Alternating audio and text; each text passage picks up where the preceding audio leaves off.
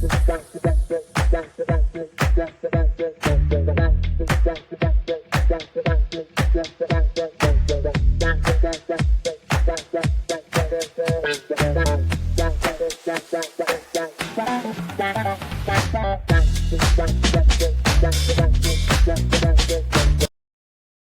everyone, and welcome back to the Net to Net podcast. Today we're running off of a long day of college football, a lot of great games and everything. I'm actually here for this week, here to talk some college football with Sam.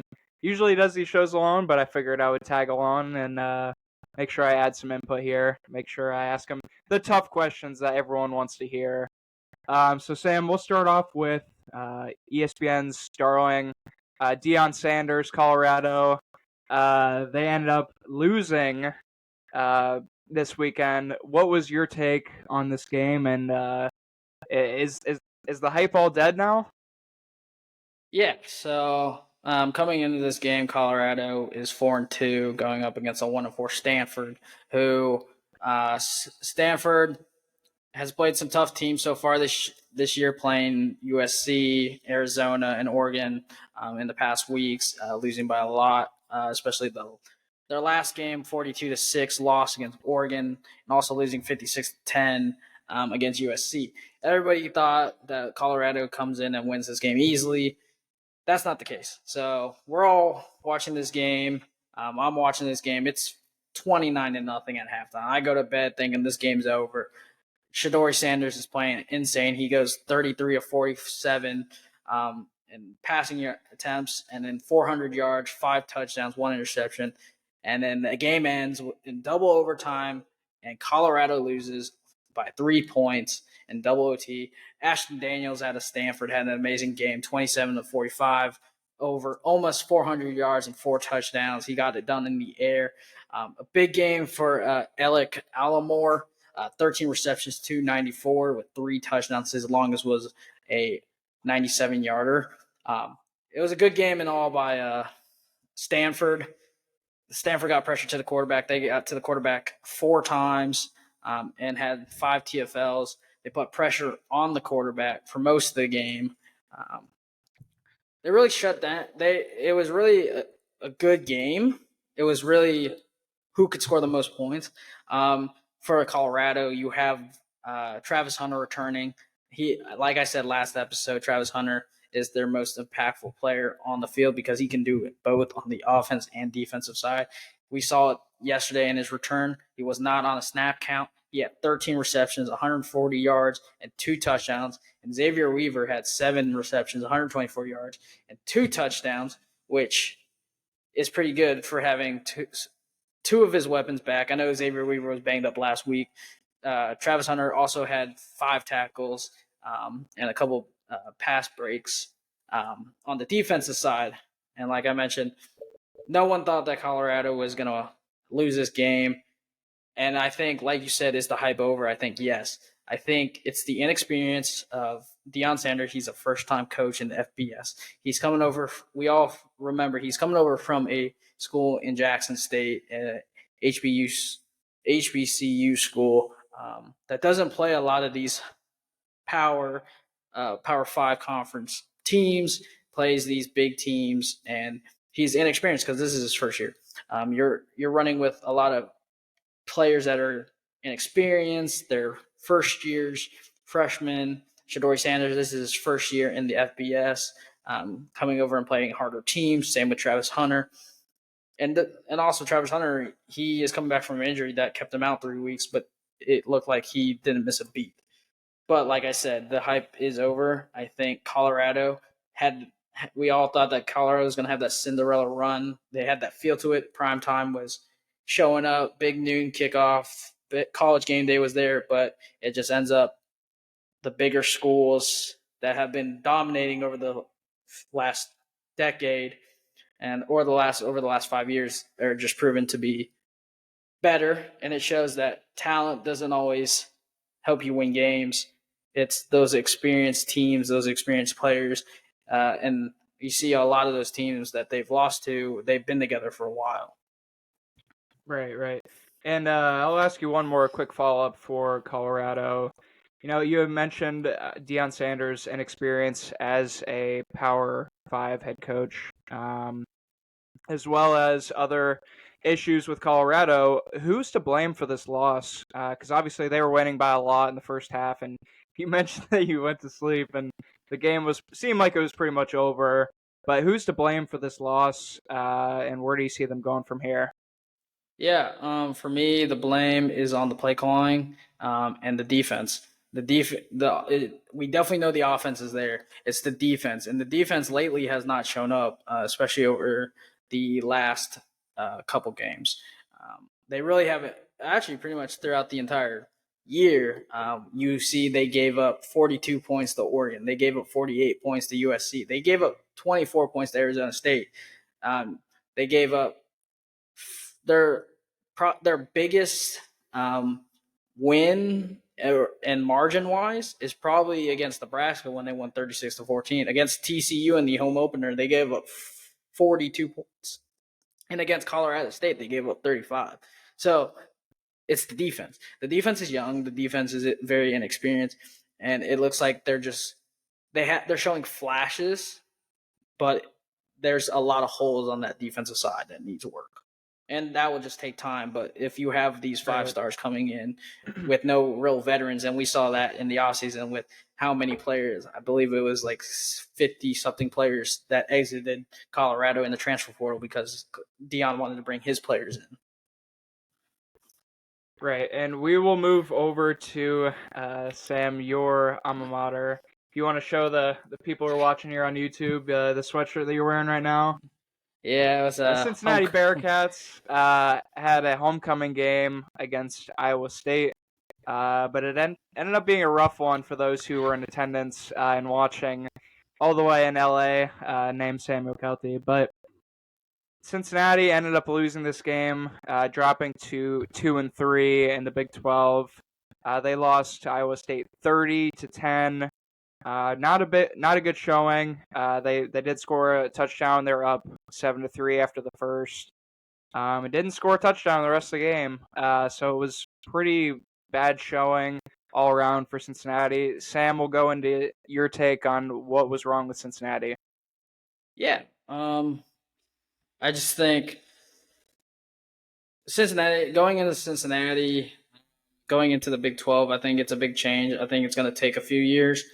We are going from one of the best teams outside the Power 5 into kind of just being a mediocre team. This is a new team. This is a very young team. This is a new head coach. This is in Coach Satterfield. He coming over from Louisville, and you see the success that he had at Louisville. But after that, he really hasn't had a huge resume. He hasn't been at big schools. His best school was Appalachian State, and where he kind of put Appalachian State on the map as starting to be good. But if you look at it, like I said, it is a young team. We've lost so many veterans over the past few years. We like the likes of Sauce Gardner, the likes of Desmond Ritter, Tyler Scott, Trey Tucker, James Wiggins, Javon Hicks, just to name a few. We've lost a lot of veterans, and then we lose our coach, Luke Fickell. And if you look at it, his best year was at Appalachian State. Like I mentioned, he kind of put them on the map. His last 3 years there, he had a combined record of 51-24 at Appalachian State, goes to Louisville and has a 25-24 record, and then comes to us, and we're 2-4. We're 0-2 in the Big 12, which is normal because I feel like it's going to take a few years. Like I mentioned, we have a new quarterback in Emory Jones. He's had an interesting career. He started at Florida State as a starter, lost his position to Anthony Richardson, who's now in the NFL as the Colts starting quarterback. He goes to Arizona State after, loses his starting job there as well, and then comes to us. We don't have the same running game. We lost Ryan Montgomery. We're relying on Corey Kiner and Miles Montgomery, who are okay running backs. Corey Kiner came over from LSU last year, but he really didn't get the playing time because we had Ryan Montgomery. Emory Jones has been our best runner, I would say, this year. Our receivers are young, like I mentioned. Our best receiver did not get involved in this game at all, and Xavier Henderson. We tried to target him, did not end up working, had no receptions. I believe he's targeted like 3 or 4 times. And Iowa State is a good team. They're 4-3. Their record doesn't show it, but they are a good Big 12 team. They lost to Iowa. Yes, they lost to OU, which was shocking. They lost 10-7. They come back out. They beat Oklahoma State. They do lose to Oklahoma, and they're on a 2-game winning streak now because they beat us and they beat TCU. TCU, a team that just went to the national championship last year. So Iowa, give them props. We did not play good on defense. We did not play good on offense. I don't know. I'm still out there on if Scott Satterfield is our correct coach. I think it was just kind of a panic signing, but from there, I think that maybe we can turn around. Maybe it's going to take some time. I don't know how long it's going to take. I think I'm projecting maybe 2-3 more years until we start getting better, but it just depends on how our team develops over the years. We have a probably projected, I believe, in the probably second or third round, and Dante Corleone, one of the best defensive tackles in the country, who can get pressure to the quarterback. He has 2 sacks and 8 solo tackles on the season this year. He's looked very well. He's great in the run game. It's our offense that is struggling, and I think we've always had a quarterback that can't really throw the ball, but in this case, Amari Jones can't throw the ball that much. When you only attempt 26 passes and complete 14 and only from 96 yards, yes, the second interception was just a heave at the end of the right before the end of halftime, but that first one, he forced it way too easily. And then Iowa, Rocco Beck had a great game. He only missed 10 completions, 241 yards, 2 touchdowns, receptions, and then the man that was everywhere on the defensive side, TJ Tampa, wearing the number 2. I heard it all game. Tampa 2, all over the field, getting tackles, playing great in man coverage. He's great zone coverage too as well. But he got that interception, and yeah, that's UC. I think our runs are over at the moment, but we still got to build into the future. We will move on to the top 25 teams, starting with our number 1 ranked Georgia Bulldogs. They end up taking on Vanderbilt and winning 37-20. That brings Georgia to 6-0 and Vanderbilt to 2-5. Georgia just seemed pretty dominant this whole game. Sam, what do you think about Georgia? Against a Vanderbilt team who didn't seem like they were in it any of the game. Do you see them holding on to this number 1 spot? Yeah, they've proven for about 7 weeks now that they're the number 1 team. I know they had some issues against a couple teams, like I mentioned in the earlier podcast against South Carolina. They struggled against Auburn, but then they go out and beat Kentucky easily, 51-13 last week, and then come out and beat Vanderbilt 37-20. They're the number 1 team. Dajuan Edwards, the running back, had a great game today, a career game, 20 carries, 146 yards, and 1 touchdown. They really had to rely on the run game because Brock Bowers, the leading receiver for Georgia, their tight end, their big physical tight end. He reminds me of Travis Kelce in the NFL. He's having a great year. Everything flows through him. He goes down with a high ankle sprain early in the game, and they have to rely heavily on the run game. They really relied on Dajuan Edwards and Kendall Milton. As well, Carson Beck did throw the ball a little bit. He went 29-39 for 261 and a touchdown and an interception. But losing Brock Bowers, hopefully it's not a huge thing because that is their offense. They run everything through him, just like how the Chiefs run through Travis Kelce because they don't really have the receiving core that's great anymore. they run through their big tight ends. That's what Brock Bowers is. We've seen Georgia produce those big tight ends and those big physical guys. And without Brock Bowers, I think that hinders them in the way they play. So hopefully Brock Bowers isn't out too long. Kirby Smart did say that it was a high ankle sprain, but they will know more later. Okay, we'll move on to a team who didn't seem as comfortable as Georgia did.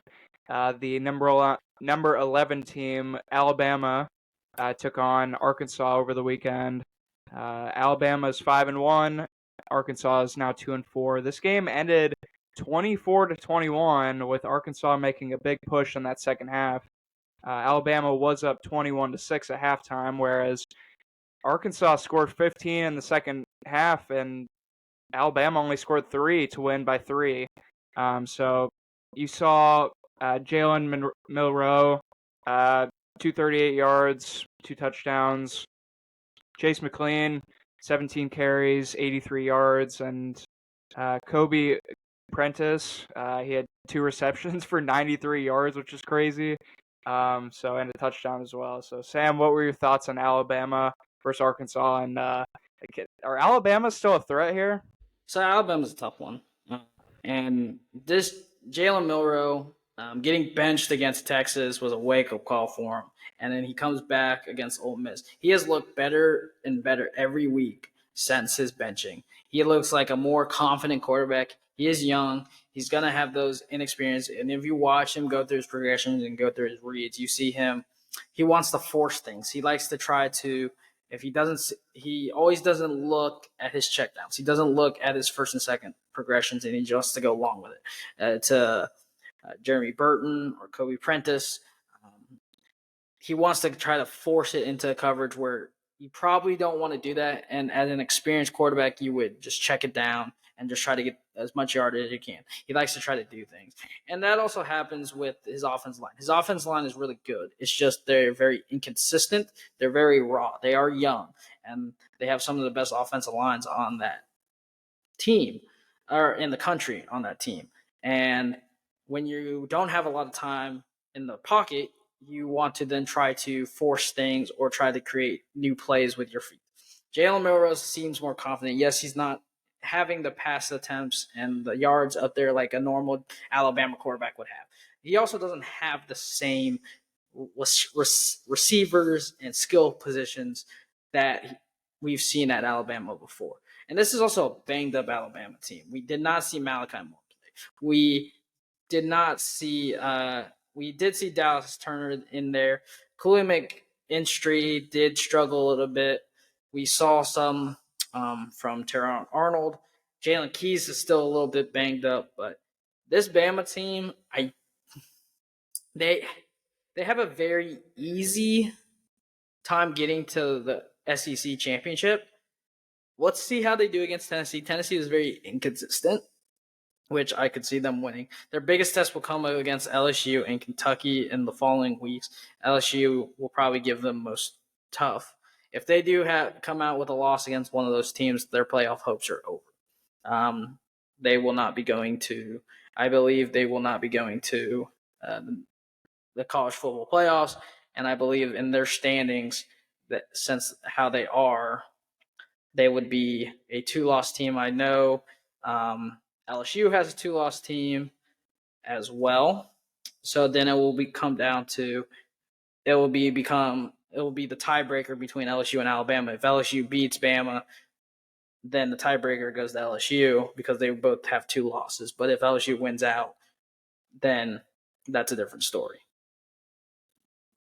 Right. So do you think Alabama could still make it to the college football playoff, though? They could win the SEC championship. Yeah.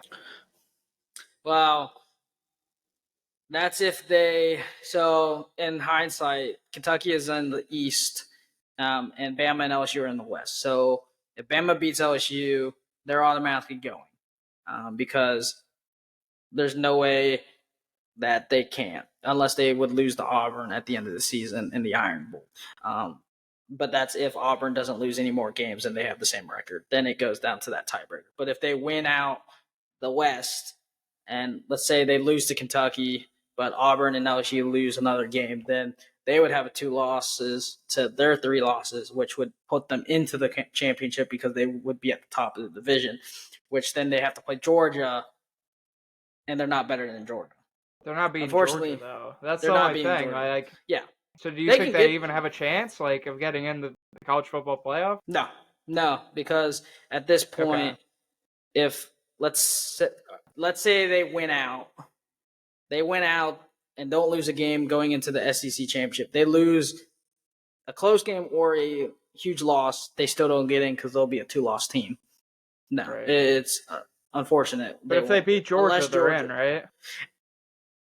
If they beat Georgia, then they have a conversation. That's a conversation to have. They just beat the number 1 team. How good was the win? It still doesn't matter. Doesn't matter. You can win really, by a lot. I don't think. You win by 3. You can win. You can win by 1. You can win by 3. You can win by 20. If they beat the number 1 team in the country, if they're still the number 1 team in the country, by the time it comes to the SEC championship, yes, they get in. I would put them 100% in. Okay. Would you put them in over Georgia though if they beat Georgia? Let's say hypothetically, right? Georgia undefeated going to the SEC championship, right? They've been the number 1 seed all year. Yep. Alabama beats them. They've won out since then, so they're only have 1 loss. And now they both have 1 loss, but Georgia lost to Alabama in the SEC championship. Hypothetically, of course. Hypothetically, they would both get in. It would be. You think so? Okay. I would probably put Georgia at 1, and I'd probably put Bama at 4. So they would probably have to play. The weird thing is, I would put them at 4. So you're kicking out Ohio State or Michigan, probably, right? The winner of Ohio State, Michigan will become the number 2 team. I think. That's in my opinion. And I'll talk. Then you're talk keeping about Florida State or I think it comes down between. I think it comes down between an ACC team and a Pac-12 team, and I'll talk about that in a little bit. And we'll get more into that. But we will transition over to Florida State then. Florida State ended up beating Syracuse 41-3. This game wasn't close at all. I mean, Sam, what do you have to say about Florida State? And I mean, do you see them getting into the college football playoff like we just talked about? If they keep this up and they win the ACC, they are the best team. This ACC is a very good group, and I'm not just talking about the likes of Clemson. Clemson's out of it. Clemson's done. They're pretty much gone from competition. The new team right now is Florida State, and the way Jordan Travis is leading this team is pretty insane. I was slightly giving him crap at the beginning of the season against that LSU game that they had. It wasn't the greatest win that they got. It went down kind of to the wire. It was he didn't look great. It wasn't close, but it wasn't a great performance. But over the weeks, he has gotten better. He has 12 touchdowns and 1 interception for 1,000. Almost 2,000 yards. He's looked great. The only game that he looked not great in, like I mentioned, LSU, and then the Clemson game, which Clemson kind of got lucky they pretty much lost that game with the missed field goal. But Jordan Travis is showing why he should be in the Heisman running. And then you talk about one of the best receivers in the country, and Keon Coleman. In my big board in more receivers going into in my mock draft, I have him slated as the number 3 best receiver in this draft class, and that's shocking because I have him over Emeka Buka from Ohio State. I have him over Malik Neighbor out of LSU, and Xavier Weaver Xavier Worthy out of Texas, and Xavier Weaver out of Colorado. So there are so many good receivers in this draft class, but he's my number 3. What he's done is unbelievable. The catch that he made today, he went up, and that's going to the high point and getting that ball out of the air. He had 9 receptions, 140 yards, and a touchdown. He just looked very good today. Trey Benson was a little bit quiet this week from that side, but yeah, this Syracuse didn't have a chance, unfortunately. Okay, we will move into the next game. Ohio State versus Purdue. a lot of OSU fans remember, I think it was 5 years ago when Purdue Yep, upset Ohio State. 2018. So Purdue. We were kind of just like, I know as an Ohio State fan, it was just like, man, I hope we beat the brakes off them, and that's exactly what we did. After 3 quarters, we were up 34-0. Purdue just didn't seem like they could get anything going offensively, and just credit to our defense, of course. We have one of the better defenses in the nation, but I would say that Purdue, they shouldn't be a threat to us just because we're that great of a team. But Sam, what are your thoughts on Ohio State versus Purdue? And do you see Ohio State winning the Big Ten this year? So let's first talk about the game. So Purdue, Ohio State. I did not see Purdue putting up a chance. Purdue, they just don't have the team. They didn't have the team. They didn't. Hudson Carson didn't turn the ball over, which was great, but he just couldn't really get anything going. They did. I like how you said the defenses have been strong, but their run defense, I will give them this. They are a top 5 defense in the country. Jim Knowles coming over from Oklahoma State last year really helped solidify their defense. They have a really great defense. They struggled a little bit in the run game today. They allowed 110 yards from Devin Maccabee alone on 18 carries. No scores, though. But this Ohio State team, I've been saying it week after week. This is reminding me of 2014 Ohio State when JT Barrett started off really slow and everybody was getting mad that JT Barrett wasn't the quarterback. They were struggling to get games, but then they start picking up towards the season goes on. I'm getting similar vibes from that team to this team, but I'm not comparing the teams. Just don't get me wrong. I'm not comparing the team. This is a defense is a lot better, I think, overall than the previous defense. Well, they're more of a collective. It's not like star-studded. Like, yes, you have JT Tuamali. Yes, you have Josh Proctor, Michael Hall, Lathan Ransom, Jack Sawyer, Denzel Burke, Steele Chambers, and Tommy Eichenberg and those boys. But it's not the same defense, obviously. But there's more of a collective. It's not like a single player like Joey Bosa or Nick Bosa or something like that. Marvin Harrison Jr. showed why he's the best receiver in the country. He is the number 1 receiver in the country. He is the best receiver. I compare him to Calvin Johnson and going into this draft next year. He's going to be the 2nd overall pick behind Caleb Williams, guaranteed to whoever. It'll probably be Chicago because they hold the number 2 and the number 1 pick. Marvin Harrison Jr. is the best receiver in this country. The quarterback, I think Kyle McCord's finally coming into his own as the quarterback. My only concern is their running backs. Dallin Hayden, the red shirt, he played today, 76 yards, only one touchdown on 11 carries. They really had to throw the ball because they did not have Trevion Henson. They did not have Mayan Williams.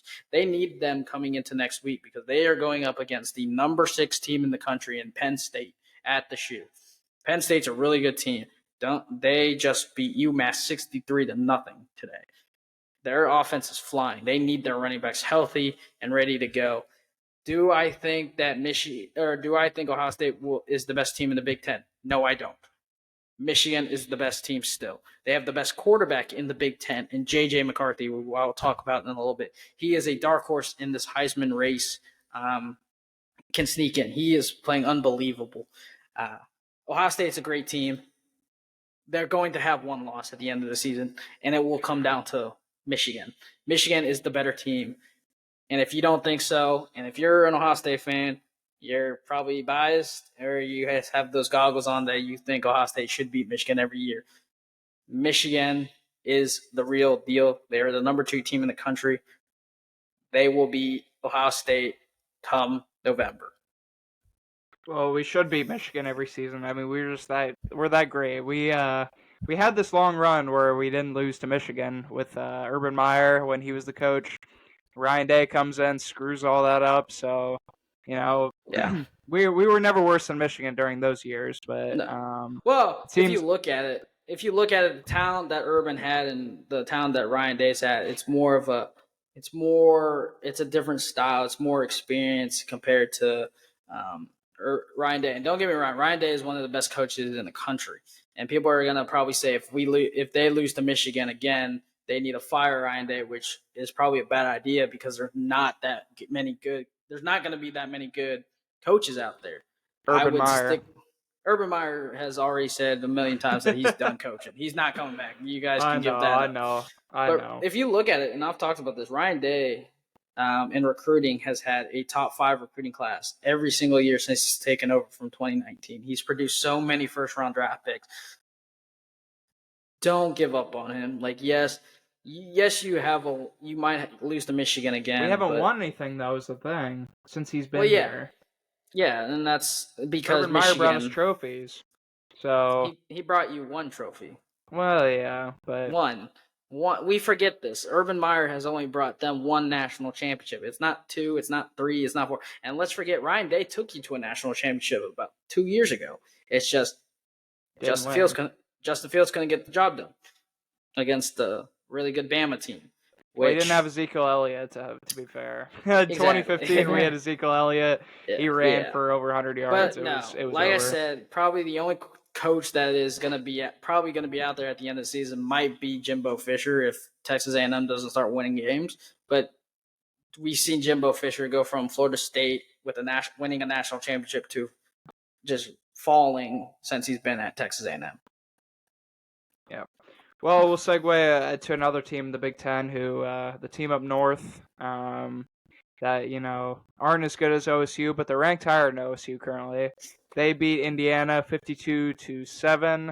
I know I looked at the score earlier, and Indiana was winning this game 7-0, and I was like, wow, Michigan's choking right now, but that wasn't the case. They end up smacking them 52-7. Sam, what are your thoughts on Michigan? Second best team in the country. Honestly, they can make an argument to be the best team in the country. They beat Indiana, their biggest win in school history against a Big Ten school, I believe. They stay unbeaten. They did start off slow in the beginning, but JJ McCarthy, wow, what a quarterback. This Wolverine team is beating teams by an average of 33 points. That is the third most since 2000 in wins in each of their first 7 games by 24-plus points. That joins the Ohio State 2019 team and the Stanford 2011 squad, and those are some good squads. They're also only allowing about 6.7 points per game. That is the first in FBS history to give up 10 or fewer points in their first 7 games since Clemson. This team is putting up record numbers. And we're talking about JJ McCarthy, who I said is a dark horse in this Heisman running. He only completed 14 of 17 passes for 222 yards and 3 touchdowns. He barely had to do anything. Blake Corum, yes, he didn't get the yards he wanted, but he still got 2 touchdowns. This team is all-rounded, very good. I just don't see a team in the Big Ten beating them anytime soon. Maybe Ohio State, maybe Penn State, if it comes to it. I know they still have to play Penn State and they still have to play OSU. They have to go into Happy Valley and beat Penn State, and then they have to win at home against OSU. So those will be a couple tough games down the stretch. And they go up against a Maryland team that's decently good, who gave Ohio State a run for their money a little bit before Ohio State pulled away last week, squished in between those 2 games. But Michigan, number 2 team, and I had them at I think they should have been the number 1 team when Georgia was going through those close wins a couple weeks ago. Michigan, they're just unbelievable. Yeah, they're a pretty good team. They're decent, I guess, but we'll move on here. Number 16 Utah out of the Pac-12 took on California, who's 3-3. They win. Utah wins 34-14, depending heavily on their rushing game. 22 carries, 94 yards. Bryson Barnes, their quarterback, didn't do too much. But Sam, what are your thoughts about Utah? Especially because their defense is really good, and what are your thoughts overall on how they finished the season, and in particular this game that they played today? Yeah, so Pac-12, we're seeing a lot of good teams coming out of the Pac-12 this season, and it's kind of funny because this is probably the last year we'll see of the Pac-12. Um, Bryson Barnes, yeah, they're struggling. They really need Cameron Rising to come back from his injury. He had an ACL tear at the end of last year, which he has been out through the first 7 games. He's been practicing. He's been warming up. He just hasn't been cleared to play yet, which once he comes back, he's one of the best quarterbacks in the Pac-12. We saw last year. He was one of the best. He led to, I believe, Utah in they were in the top 25 all season last year with Cameron Rising. He's a great quarterback. 2 years ago, they almost beat Ohio State. He pretty much dragged Utah on their backs until he got injured. They knocked him out with a concussion, and then Ohio State wins with a field goal with time expiring. If Cameron Rising doesn't go down, I think wasn't that the Rose Bowl? that was the Rose Bowl. I don't think if Cameron Rising goes down, if Cameron Rising doesn't go down injured, Utah wins that game because they were driving. They looked great. They could not stop Cameron Rising. They could not stop him because they didn't have their top. Ohio State didn't have their big players playing. They were all sitting out because of the draft. Yeah, they all rested for the draft. Yeah, exactly. Great. Yeah, and that's like Garrett Wilson, Chris Olave. They didn't playing, and they're big boys, but they relied heavily on Sion Vaki. With 15 rushes, 158 yards, and 2 touchdowns. His longest run was a 72-yard for the house. He looked great. This team is a force to reckon with. They have a tough schedule coming up. They got to play. They got to go to the Coliseum next week against USC. Then they're at home against Oregon, the number 8 team in the country. USC is number 10 right now in the country. They have to play them. Then they play Arizona State. Then they have to go away to Washington in a hostile environment to play Washington, the number 7 team, who's probably going to move up now, and then finish with Arizona, Colorado. It's going to be a tough matchup, but there's a chance that this Pac-12 could be up in the air for anyone to grab. So this Pac-12 season will be interesting. There's so many good quarterbacks coming out right now. Pretty much Washington is going to the right now. If the season ended, Washington's going to the Pac-12 championship, and everybody else is fighting for that spot because you have a tie between Washington State, Oregon State, Utah, Oregon, and USC all have 1 loss. So that's 5 teams trying to go for that second spot to get to the Pac-12 championship. I would have said UCLA, but they ended up losing tonight, and Washington State ended up losing tonight too as well. But they would have been in it if they had 1 losses. Right. We will move over to the Big 12, where we see our first loss of the top 25. Number 23, Kansas, losing to Oklahoma State 39-32 in favor of Oklahoma State. That brings Oklahoma State to 3-2, and Kansas, with their first loss on the season, bringing them to 5-1. It seemed like Kansas were winning this game. I mean, all of the first half, they were up, and they kind of blew it in the fourth quarter. Oklahoma State scores 12 and just takes the game, win by 7. Sam, what are your thoughts about Oklahoma State? And what are your thoughts about Kansas losing? Yeah, pretty much Ollie Gordon put them on their backs for 29 rushes, or 29 attempts for 168 yards and 1 touchdown. He pretty much, and him and Alan Boldman put him on Oklahoma State, put them on their back to beat Kansas. I thought Kansas had it in the bag. I was watching some of that game. Kansas looked pretty good. I love that they were back in the top 25 because I don't think they deserved to be unranked last week. But unfortunately, they showed why they weren't why they aren't ranked anymore. Shouldn't be ranked. They blow it at the end, 12 unanswered to Oklahoma State.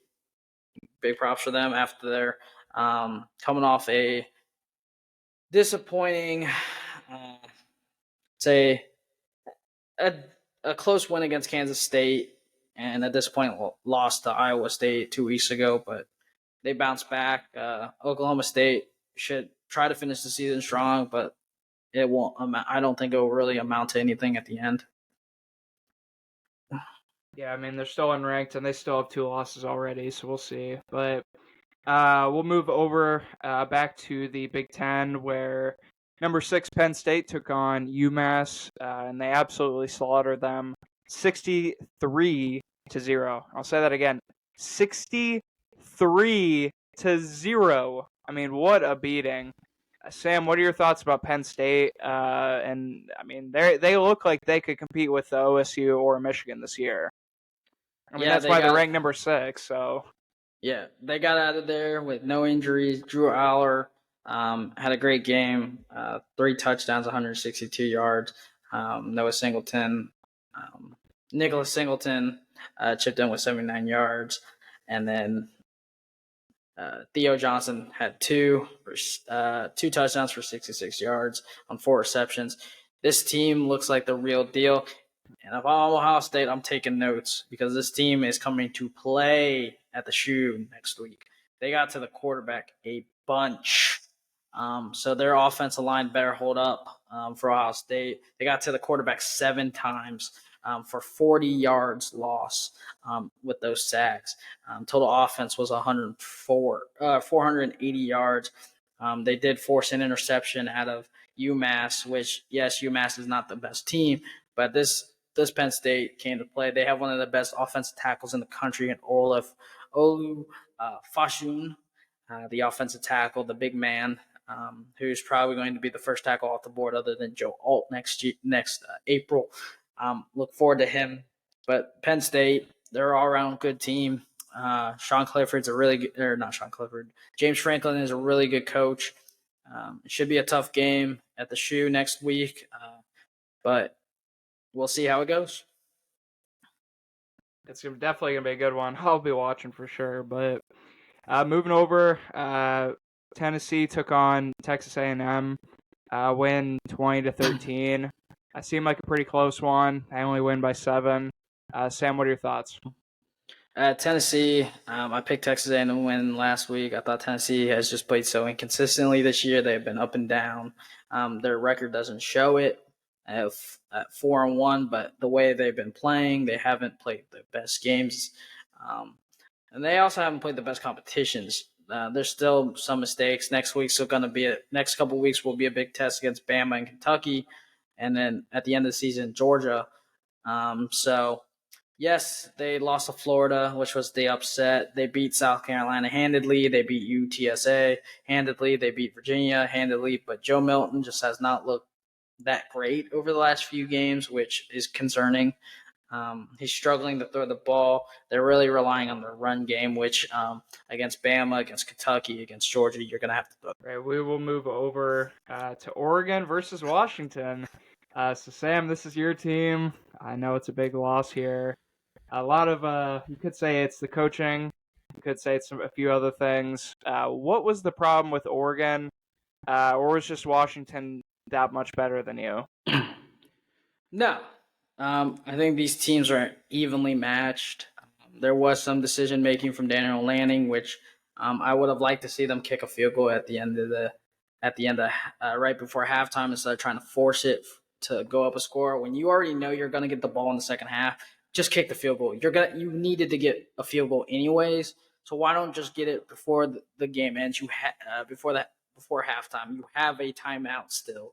You don't need to force things. We tried to force 2 plays early on the same play on the run out. What they did was they did their bunch formation, the run out with everybody swinging to the right, and then Bo Nix is having to run on and then throw it on the run, which he is trying to direct it, telling Troy Flanken to be in the back of the end zone, which their offense couldn't prevail, which you kick a field goal, you tie the game, and then you get the ball back in the second half, and you then score, which they didn't. They punted. They actually went for it on 4th, which actually worked out in their favor. I like Daniel Lanning being aggressive because in that play, they went for it on 4th.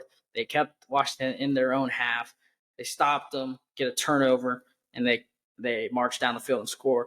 I just think, and like I said last week, it comes down to who has the ball at the end of the game with 2 minutes left. And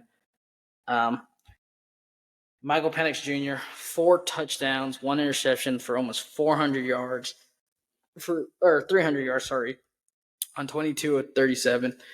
Look, he is the Heisman favorite. And then you have Rome Udinese, one of the best receivers in the country. He's my number 2 receiver in the country right now, behind Marvin Harrison Jr. He looked unbelievable. 8 receptions, 128 yards, and 2 touchdowns. He had the winning touchdown with about a minute 38 left in the game. They took 2 plays, 53 yards, and took 33 seconds, which a lot of us were thinking, run out the clock, score at the last minute, game's over. They went down and scored fast. Bo Nix had a great game too. He only had 11 incompletions. He had 337 yards, 2 touchdowns, no turnovers. And this offensive line has been great all season. And I just want to say, Bo Nix was sacked once. Michael Penix was sacked once. These offensive lines for both teams are so good. Best 2 teams, one of the best 2 offenses in the country. They showed today it was pretty much going to be a shootout. And like I said, whoever had the ball at the end. Unfortunately, Camden Lewis was unlucky and hit it wide, but that's the game.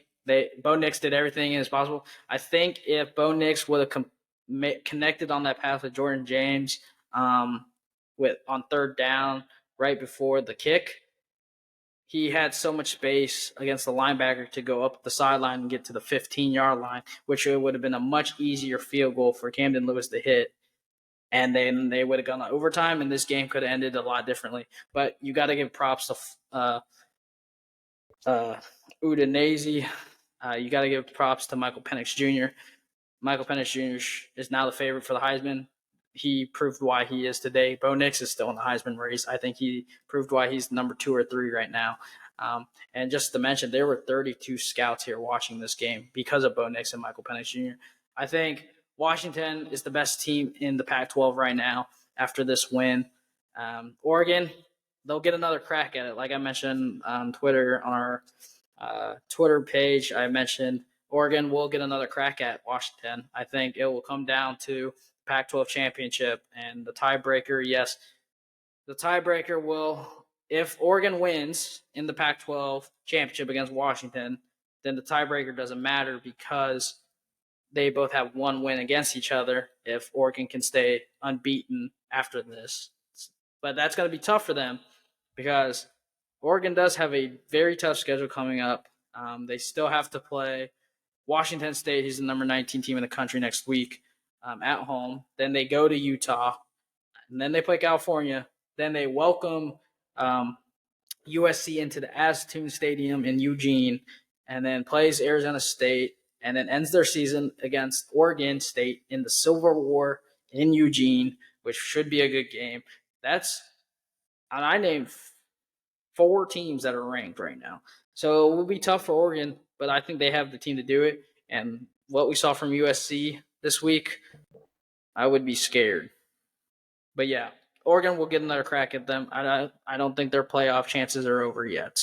Yeah, one team that did seem scared, Louisville, number 14, losing to Pitt, 38-21. Louisville was 6-0 up to this point. This was a crazy upset, especially because Pitt was 1-4. They end up shutting out Louisville in the second half, while they ended up having 24 points in the second half. So, Sam, what are your thoughts about Louisville taking the L here, and Pitt, who haven't really shown that they've been able to play with the top dogs, but I mean, they did it here today, and they did it really well. Yeah, Jack Plummer struggled really today. 29-52, passing 350 yards, but 2 interceptions, 1 touchdown. They were thrown force, so they were doing everything they could. It was just, it just really came down to the switch happened at halftime. I think Louisville went in winning, and they were winning the game, and then I think they just thought that they had it in the bag, and they took their foot off the gas, which is never good in college football and never good in sports if you're winning. So I just think that what it came down to, and Pitt took advantage of it. Yes, they did, and we'll talk about another upset. Arizona taking down Washington State. Arizona, I feel like we all can agree they're better than what the record states right now. They're 3-3 currently, moving up to 4-3. But Washington State, number 19, only puts up 6 points against an Arizona team, and they score all that in the first quarter. So they are held scoreless after the first quarter. Wow, that's crazy to see. And Sam, what are your thoughts about Washington State, their abysmal offense today, and Arizona taking up the big win here today? Yeah. So Washington State. Cameron Ward is a Heisman favorite, one of the in the running for the Heisman, another Pac-12 quarterback who's been playing very well this season. This was shocking to me because I thought Washington State was going to walk in here and easily win. We've seen Arizona get unlucky over the last few games, barely losing to USC in triple overtime last week, and then barely losing to Washington the week before. So they have been unlucky, and we're talking about Noah Fliati. He is the backup quarterback to at Arizona. He's not even the starter, and he's coming in, and he is having a great season. They're just not getting the wins. But he had 342 yards. He was 34-43, only 10 incompletions. And he's playing for the injured Jaden DeLaura, the junior out of Hawaii, and Noah Feetman out of Huntington Beach. He comes in as a freshman and comes in and kind of is looking like he's been there forever. He has the help from his running backs in Jonah Coleman and Rashawn Luke. They're doing pretty well. He has one of the best receivers in the country in Jake Cowing, and we're talking about Jake Cowing, who was kept quiet today. He had 8 receptions for 29 yards, and we're just thinking just last week he had one of the best games of his career in a loss in a triple overtime against USC with 10 receptions, 88 yards and 4 touchdowns, averaging 8.8. So he was kind of quiet, but they still get the win. A huge win against a ranked opponent in the number 19 Washington State, who's been good all season. They take their second loss of the season, which, yes, they are mathematically eliminated pretty much from college football playoffs, and their chances are pretty much out for the Pac-12 championship unless things happen and there's more 4-2. There's more two team losses, but Washington State's had a really good season so far. They beat the likes of Wisconsin. They beat Oregon State. They had a close loss to UCLA, and then just get blown out by Arizona, which didn't see coming. And then they have to take that momentum. They have no momentum from this game, and they now have to travel to Eugene, Oregon, to play Oregon Ducks next week, which Oregon should have a bounce back week and beat them. Yeah, it's definitely a bit tough one to play Oregon, that's for sure. But we'll move over back to the SEC where Auburn took on LSU. LSU, number 22, took them down 48-18. Their offense was just spectacular today, and Auburn really couldn't do much about it. Sam, what are your thoughts about LSU today? Yeah, LSU proved why they should be ranked. They're 4-2 now on the season. Malik Neighbors had a great game. So did Jaden Daniels. McNeighbor had 1 touchdown, 88 yards, and then Kyron Lacey had a great game too as well, 111 yards. Dominating game for LSU. Didn't have to say much. Auburn just was not the team. Yeah, they definitely weren't. We'll move over also in the SEC. Missouri versus Kentucky. Another upset. Number 24 Kentucky goes down to Missouri 38-21. Sam, what are your thoughts about this one? Yeah, a shocking upset. Kentucky, we thought was going to do better than what they did today. The run game was shut down, which we've seen it very good over the past few games. Ricky Davis did have pretty much Ray Davis pretty much had a great game, 128 yards, 20 rushings, 0 touchdowns though. But Devin Leary really struggled today. Only 120 yards on 14 completions. Made successful 2 touchdowns, 2 interceptions, which they struggled. The score shows for itself. Missouri just was the better team today. Yeah, they definitely were. We'll move back to the Pac-12, where this is crazy interesting game. Notre Dame takes on USC and beats them down 48-20, holding Caleb Williams only to 20 points. holding him to 23 of 37 with just under 200 yards, 1 touchdown, and 3 interceptions. 3 interceptions for who was the Heisman favorite. Sam, what are your thoughts about this one? Notre Dame played a great game, and USC didn't. So, what do you think? Yeah. If you watch, I watched that game. He also got sacked 6 times, and he looked terrible. And funny enough, entering this week, he had 1 interception going into this week. He throws 3 interceptions against Notre Dame. Notre Dame is one of the best teams in the country on the defensive side. They're top 5. We see him. He was very good. Sam Hartman, who was one of my favorites going in this year with the Heisman. I thought he was very underrated. I think he had a great game today. He didn't throw an interception, which is great. He got back onto the scoring. But the real main guy for Notre Dame was Audric Estime, one of my favorite running backs in the country. 95 yards, 2 touchdowns, one of the game-winning touchdowns. You had Jaden Faison, had a great game as well. Chris Tyreek, Ricky Flores had a great game. And then you have Jaden Price.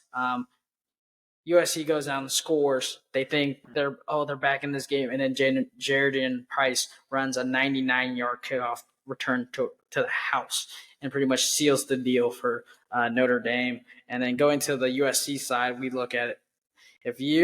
I think Notre Dame learned from last year in the loss against USC. Rush him. Send 4 bodies. Don't send 3. Send 4 or 5 each time. Get into the pressure, and you see how. And I mentioned this on our Twitter page. Pretty much what they had to do was send at least 4, maybe 5 at once to get the pressure on him, to get him dropping back, and then you have a spy. You have someone in the cover as your linebacker in coverage and spying him, making sure where he goes, and then get a body in his face, put that pressure on him. That forces to a turnover. You send him downhill, transition downhill to get to the quarterback, get in his face, and then he can't do anything. We saw him try to force 3 all those picks he forced. He tried to his first one was forced into double coverage. His second interception was he underthrew it, and not even the receiver that was getting coverage. It was a different cornerback coming from a different receiver to grab that ball in the air. And then the third time was you get a body in him, you make him step up into the pocket, make him move around. He throws while he's jumping. You get a body. I believe it was Faison, or I believe it was a linebacker, Menza and Laufui getting in front of him, and then Xavier Watts, his second interception of the day, forcing a double coverage. And then he scores a fumble recovery at the end of the game, which adds on to Caleb Williams' struggles today. But yes, he did not have the best game. No one really from USC. And if I'm a USC fan, I would be very alarmed after this because they have a tough schedule coming up and they play some very good teams coming up. And if I'm a USC fan, they still got to play Utah. They got to play Cal. They got to play Washington, Oregon, and UCLA to finish the season. Those are tough teams, and this is how you played against a really good defense. Those teams have really good defenses too. It's going to be hard. And USC barely beat Arizona last week, and they struggled against other teams this year that have good. Like they let Colorado come back into the game. They let Arizona come back into the game last week. So this is not the first time they're letting teams come back into it. So I would be scared if I'm a USC fan. Yeah, it definitely seems that way, especially because Caleb Williams had his first bad game so far this season. I will move over to the ACC, where number 12 North Carolina takes down number 25 Miami, Florida, 41-31. Sam, I know you were watching this game as it was ending because it was just ending before we were filming this. What are your thoughts about this? Miami's going out of the top 25. North Carolina's looking like a really solid team going up to 6-0. What are your thoughts? Yeah, Great stuff happened in Chapel Hill right now. Drake May had balled out today, 17 to 33, 273 yards and 4 touchdowns. They improved to 6-0, and their running game also chipped in. Omari Hampton had 24 carries, 197 yards, and 1 touchdown. He had a great game, and then I think kind of the main thing is Drake May gets a great receiver back. Devontae Tez Walker, first game back after he was deemed eligible to return to play because of the transfer rules. They thought he was ineligible, so he didn't play the first 7 games. He's back. He comes out with a bang. 6 receptions, 132, 3 touchdowns. North Carolina, I would be scared. Mac Brown's doing great things over there. They got to the quarterback a few times. Kamen Rucker had a great game, 2.5 sacks, 4 tackles tonight against Miami. Miami just did not look. I think they were still hurting over that loss last week, that tough loss against Georgia Tech at the end. Bad decisions were made by Mario Cristobal, who I'm a big fan of. He was a great coach at Oregon when he was there. Tyler Van Dyke had a great game, 391 yards, 4 touchdowns. He did have 2 interceptions. His last interception at the end of the game was kind of forced because it was like 3 seconds left. Let's just try to throw it into the end zone. They weren't going to win anyways, even if they got that touchdown, because they were still down 2 points. Or they still would have been down 2 points if they kicked the field goal. Great game from Miami, but North Carolina is obviously the best team in the ACC, other than probably Florida State, which I can't wait to see when they play each other. I don't know if they'll play each other this season, or if it won't be until the ACC championship. Which, honestly, if that happens, I would be okay with that, because North Carolina is a really good team, and we just think of North Carolina being that blue blood, that just a basketball school, but they're really showing us why they're really good at football. They actually don't play Florida State, so they would have to meet in the ACC championship, which is a possibility, but they still have to play Duke, their arch rival, and they still got to go up against Clemson. It's exactly what I was just about to bring up.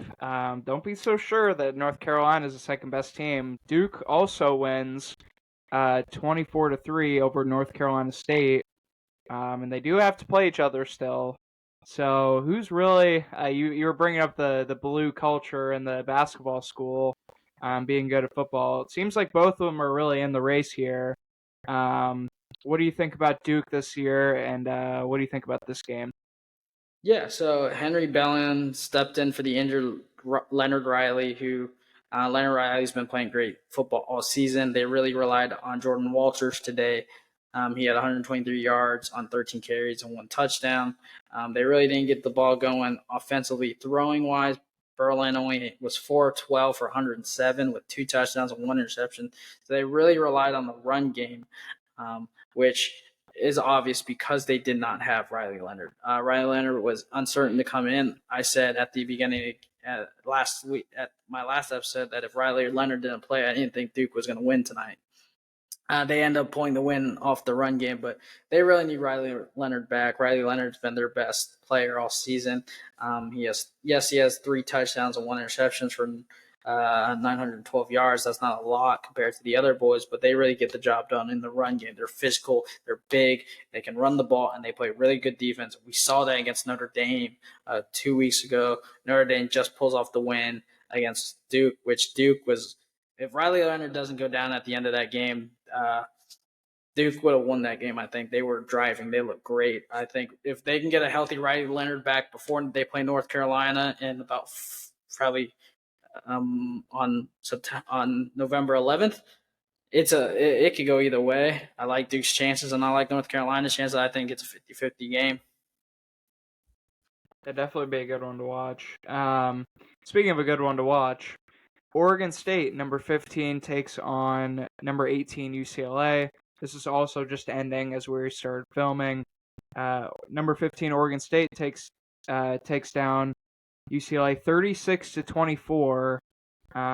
Sam, what are your thoughts? Another teens matchup for some two really good teams here in the Pac-12. What are your thoughts? Yeah, DJ Uiagalelei showed why he was the number one quarterback coming out of the country at a high school, why he was a 5-star. He's been playing great football all season. He has one loss. He looks pretty good. I like that he's out of the spotlight at Clemson and at a school where I think fits him at Oregon State. And then UCLA, they're a good school. They're a really good team. Chip Kelly's done a great job over there. They run the ball really good with Scarson Steele and Colin Sheely. But I think today, inexperience really did not help. They're playing a freshman quarterback in Dante Moore, who had 3 interceptions today, 1 touchdown, and only threw the ball for 165 yards. We saw at the end of the game it was inconsistent. He wasn't taking those chances. He wasn't confident enough to go deep with the ball. Yes, it was the covers that Oregon State was playing. They had a lot of cover 2, Tampa 2, a lot of man-to-man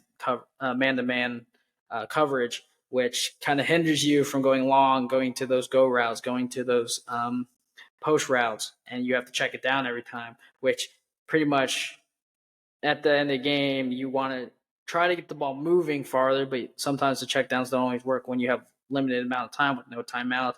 And I think that inexperience from Dante Moore, holding the ball too long, going through his progression but not doing anything with it, holding onto the ball too long, and then Oregon State just coming and collapsing the pocket very quick. They got to the quarterback very quickly. And Calvin Hart made some great tackles and great sacks throughout the game. But, yeah, the inexperience comes up. I think UCLA is a great team, but Oregon State's a much better team. And that's making it a very interesting storyline going into the last weeks of the season when Oregon State has to go up against Oregon and the likes of still have to play Washington, things like that. Yeah, we're definitely looking forward to some more big matchups for next week and towards the end of the season. This is all the top 25s matchups that we saw this weekend.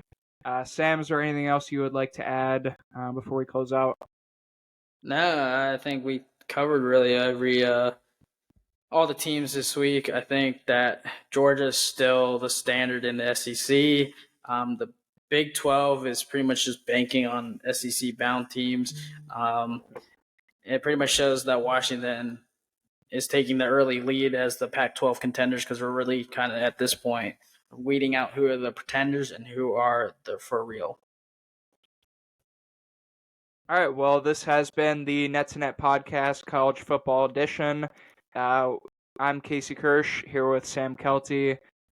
Thank you all for listening. Make sure you follow, subscribe, like, and comment down below wherever you're listening to this at. And we will see you guys with some more soccer and basketball content on the way. Peace. See you.